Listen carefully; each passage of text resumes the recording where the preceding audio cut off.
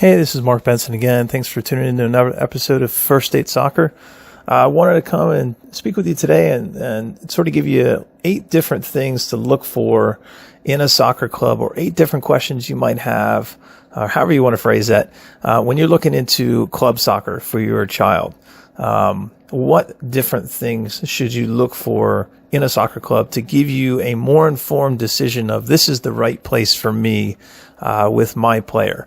So here's 8 things. There's many different things you can look at, but here's some. I'll give you 8, and then we'll go from there. If there's others that you'd come up, feel free to leave a comment. Feel free to shoot me an email, and we can talk with some of those additional ones maybe that I don't mention in more detail. Make another episode about this. Definitely want to tack on and add to some of these, because there's a lot of different questions I get regarding this topic. But we'll give you a couple just to start with.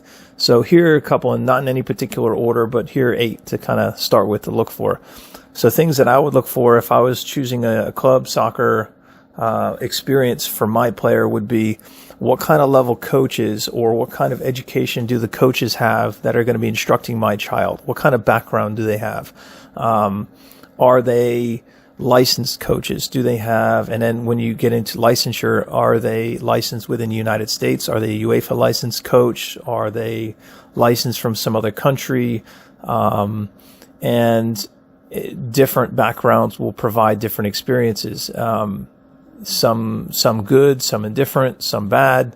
It really depends. And then just this isn't going to necessarily be a bad experience, but it's going to start to shape a lot of times the experience that your player will have. So I'll give you an example. Growing up in America, having someone teach you soccer that has been instructed how to train players here in America by an American system is going to be inherently different than someone that grew up in Spain playing for a club there, has a UEFA license, and has come over to the United States, is now instructing your child here.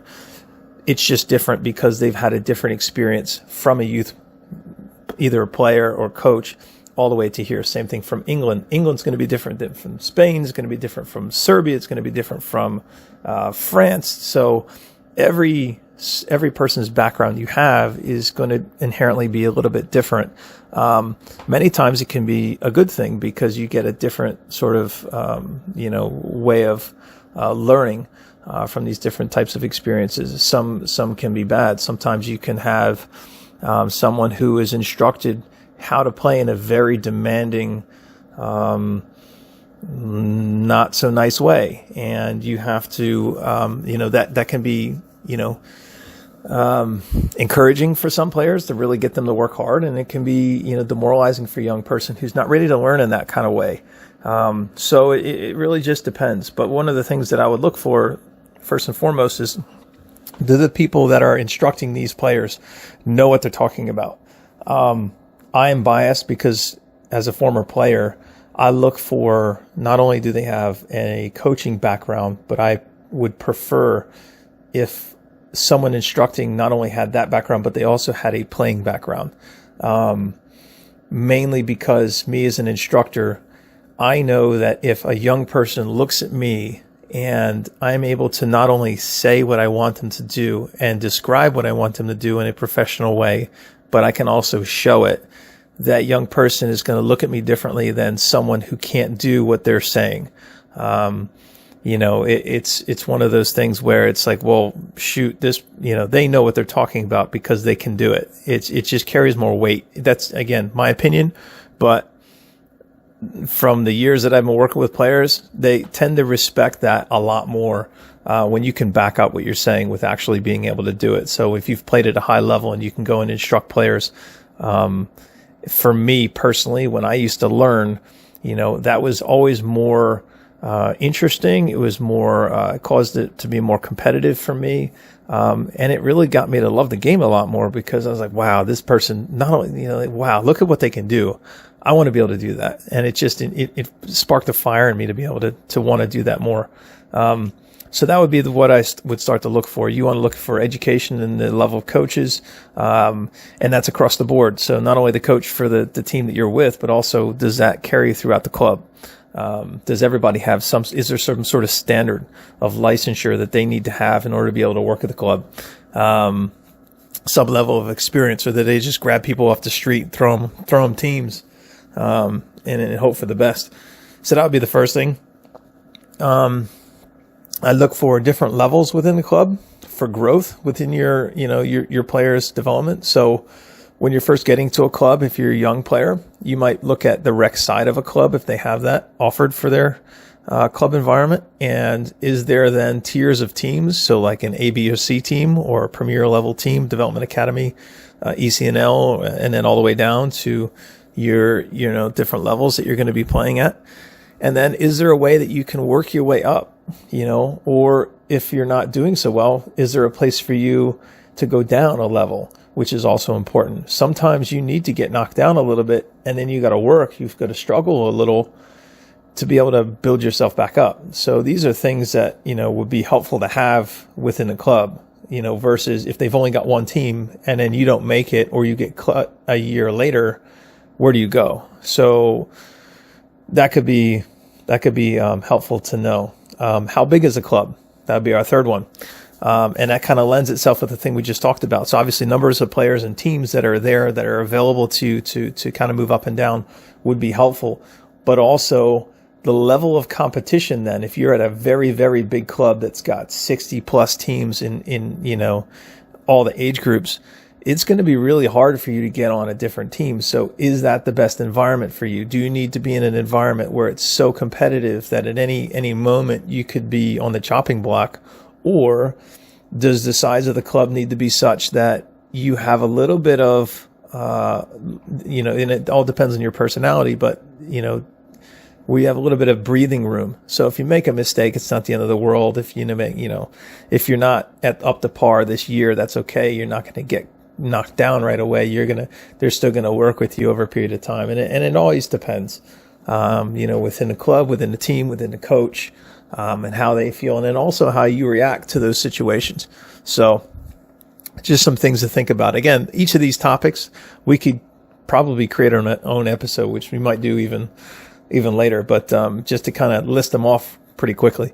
So number 4, cost, which is a huge deciding factor for a lot of families. You might go to one of those big clubs, and because it's so big, and it's so competitive, they demand a high premium to get in there. Sometimes that can be helpful, sometimes not. When you look at costs, because of clubs being so big, many times the bigger ones can afford a lot of scholarship opportunities for players. Having said that, the size of the club might also dictate that, since there's so many people now, trying to get that, let's say, scholarship opportunity, it might not be as available to you. Smaller clubs tend to have lower price tags because they want to make sure that they can get you into the club. They want to grow their club a little bit, which can also be helpful for you. And when you talk about costs, you also got to understand what you're paying for. There are many clubs that you pay a high premium price for that, I'll be honest, isn't worth paying that high premium for, when you could go in your hometown to a club and get the same, or at least very similar experience for half the money, or if, even a quarter of the money. So you really got to weigh that and really take a moment and write the things down, pros and cons of what you're getting, what you're paying for, and then compare it with different places. So 4th one would be cost. And again, we can go into more detail on that another time, but that would be sort of just start to write down pros and cons of things. 5th one would be year-round opportunities for your player. So going with the different club that you choose, what opportunities are there in a year-round fashion? What do you do in the spring? What do you do in the fall? Those are your 2 main seasons. What opportunities are there for you in the summer? And really important, what's there in the winter months? So are you doing futsal? Is there different types of leagues? Is there technical development training there? Or do you have to outsource that and go somewhere else? Are there summer camps that are specific to your team? Are there camp opportunities at the club that they bring in additional trainers that are going to work with, players of the club? So you get, different experiences there. Or is that outsourced? You have to go somewhere else. So those are different things you want to think about, excuse me, with, within the soccer club that you're looking to be with. what kind of year-round opportunities are there for you as a player within that club. The more, the better. And are they mandatory for you as a player at that club? So do you have to do all of them, or can you pick and choose? So just some things to think about. Let's see, with number 5 and number 6, does that club that you're looking at have some sort of a design curriculum for you as a player? And now this is sort of one of those really important things that I would say more clubs are having put in place now than ever before, but doesn't always exist within the club, even though they'll tell you that it does, realistically. Every club sort of has an idea of what they would like to do, but not everybody has sort of a design from top to bottom curriculum to go from the youngest of player all the way to where they're supposed to be at the top. So if they do have that, that's a huge plus, because at least you have some sort of a roadmap for as a player, to kind of get an idea of what you're going to be doing day in, day out at that club, instead of it being just sort of a, for lack of a better way of putting it, sort of a crapshoot. Like, you never know what you're going to get. You never know what you're going to be working on, from practice to practice, from year to year, depending on your age group. So the way that club soccer is starting to get set up now in America, you have zones. And within those zones, you'll have a certain curriculum that will get you from point A to point B within so many years, and then you'll bounce to another zone, and then you'll start that roadmap all over again. It's getting better. It's not perfect. Every club is going to be different. Every curriculum is going to be a little bit different. But again, at least if you have some sort of a structure there, that can at least help you, so that when you're on your soccer journey, trying to improve as a player, you have somewhat of a roadmap to kind of get you going. Helpful if they have it. It's sort of I don't want to say it's a red flag necessarily if a club doesn't have it, because you can still luck out and get a good coach within that organization. But if they don't have it, it's one of those things where it's like, well, then what are we doing? How are we really improving the quality of these players' training over the long period of time they're going to be with us? So something to kind of keep eyes on. Number 7, let's see. I would keep or ask around, and are the coaches within that club, are they there for a while, or are they changing frequently? So are they coming there for a year and then bouncing to another club? Is there a lot of changeover? So that'll give you an idea of, okay, well, if my son or daughter goes to this X, Y, and Z club, are they going to enjoy their experience this year, and then next year they're going to get a totally different coach, and they're just not going to enjoy their experience anymore because they've got some other person? It gives you an idea of sort of if the club's volatile, if they're a good club to be at because they're pretty stable, or if they're turning over coaches. It's one of those things that might raise a flag. So it's definitely something to think about and check into. And then last, I would say, is ask players that play for that club, talk to parents, go and experience a few training sessions there and chat with people around. Ask to come in and say, hey, we were interested in this club. We'd love to kind of get more information about it, and then find people that are there and ask them about their experience. Talk to other people about what it's like being a part of that club. So that would be the 8th thing that I would say you want to definitely look for when you're choosing a club for your player. There's obviously a ton more, but like I said, I wanted to kind of go over a quick 8 and go a little bit in depth with them, and kind of give you an idea of where to start. That'll give you a basis for at least, this looks like maybe a good place for me, or maybe I want to go and look a little bit elsewhere. So, all right, there's your 8, and stay tuned for a couple more things coming up in our next episode. Thanks. Bye.